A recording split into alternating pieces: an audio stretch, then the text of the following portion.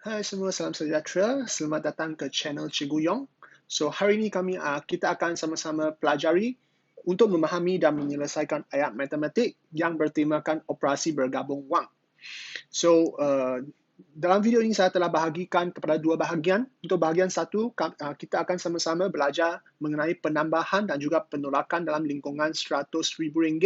Manakala untuk bahagian dua adalah mengenai pendarapan dan juga pembahagian dalam lingkungan RM100,000. So, kami akan mula sekarang. Dalam video ini saya akan bagikan beberapa contoh untuk mengenal pasti kata-kata kunci dalam soalan matematik. So, dalam soalan matematik adalah sangat penting untuk memastikan bahawa kita dapat memahami apa yang akan ditanya ataupun bakal ditanya dalam pelbagai jenis soalan. So, untuk contoh pertama, jumlah simpanan Ali adalah sebanyak RM25,760.80. Manakala jumlah simpanan Aming adalah RM1,200 lebih daripada jumlah simpanan Ali. Dan untuk soalannya adalah berapakah jumlah simpanan Aming? So, berdasarkan soalan ini, terdapat beberapa kata-kata kunci yang boleh kita dapati. So, berdasarkan apa yang telah saya teliti, Ali, Aming merupakan dua orang yang telah tersenarai dalam soalan ini.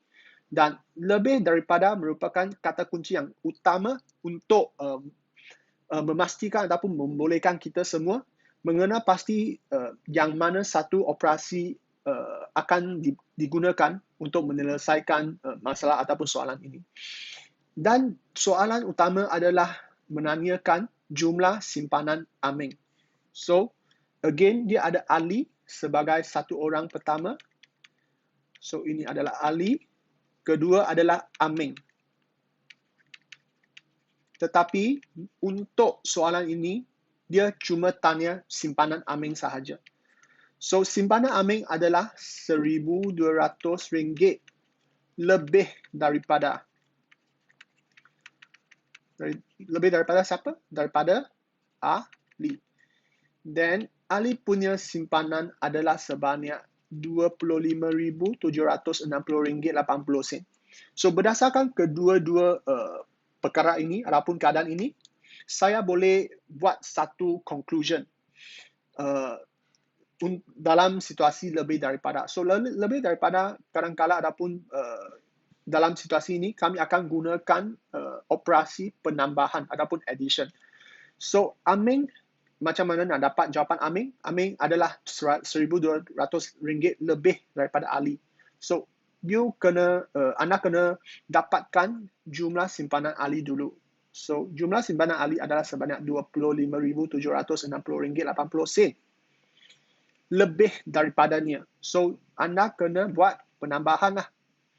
So, untuk macam soalan ini, anda boleh buat penambahan seperti biasa. So, RM25,760.80 tambah dengan 1,200. So, let's say 1,200 saya tak ada perpuluhan, saya tak ada titik perpuluhan, saya boleh terus letak ekstra punya perpuluhan dengan 2 kosong dekat belakang untuk selesaikan masalah saya.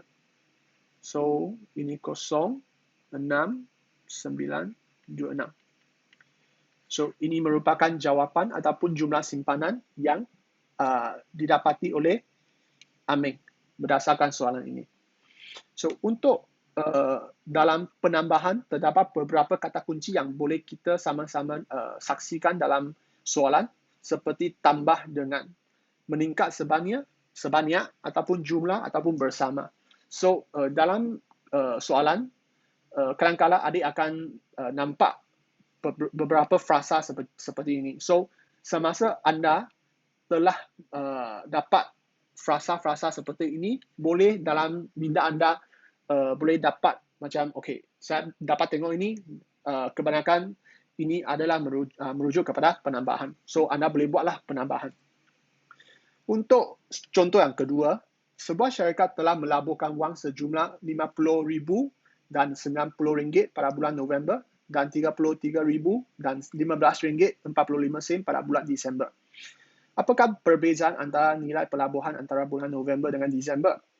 So, again, yang ini kita kena cari kata-kata kunci dulu. So, berdasarkan soalan ini, kata-kata kunci adalah perbezaan antara 2 bulan, dan 2 bulan ini dia punya pelabuhan, jumlah pelabuhan ataupun nilainya ada tersenar dekat dalam. So, perbezaan boleh didefinisikan sebagai penolakan. So, dalam penolakan, kita semua dah tahu kena gunakan nilai yang besar, tolak nilai yang kecil.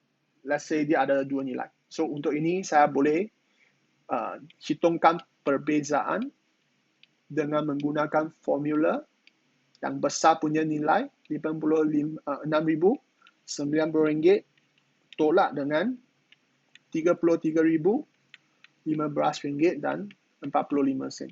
So, ini adalah jumlah perbezaan antara pelabuhan yang telah digunakan dalam November dan Disember.